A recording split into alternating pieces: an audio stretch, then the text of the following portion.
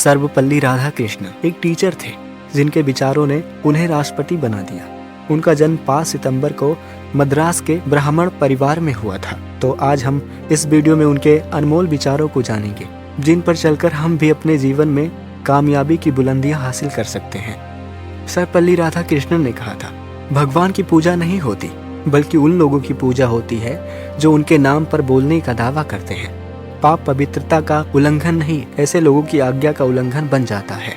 राधाकृष्णन का मानना था, हम उतने ही नौजवान या बूढ़े हैं जितना हम महसूस करते हैं। हम अपने बारे में क्या सोचते हैं यही मायने रखता है। सर्वपल्ली राधाकृष्णन जी का मानना था, कला मानवीय आत्मा की गहरी परतों को उजागर करती है। कला तभी संभव है जब स्वर्ग धरती को छुए। राधाकृष्णन जी कहते थे कि धर्म के बिना इंसान लगाम के बिना घोड़े की तरह है।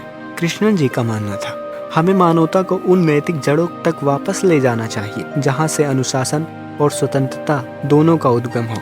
सर्वपल्ली राधाकृष्णन के मतों में से ये भी एक मत था, यदि मानव दानव बन जाता है तो ये उसकी हार है, यदि मानव महामानव बन जाता है तो ये उसकी जीत है। सर्वपल्ली राधाकृष्णन का मानना था, किताब पढ़ना हमें एकांत में विचार करने की आदत और सच्ची खुशी देता है।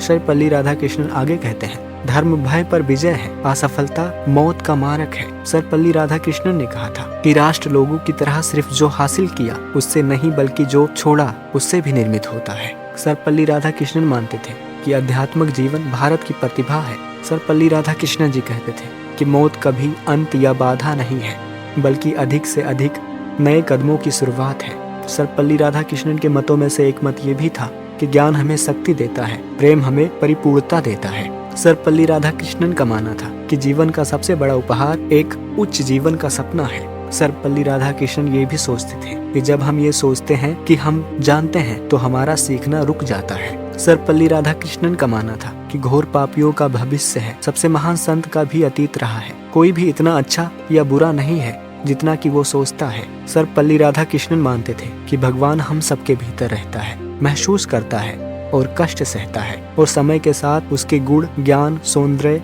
और प्रेम हम में से हर एक के अंदर उजागर होंगे। सर्वपल्ली राधाकृष्णन ने कहा था कि मेरा सौभाग्य होगा यदि मेरा जन्मदिन मनाने की जगह 5 सितंबर को शिक्षक दिवस के रूप में मनाया जाए।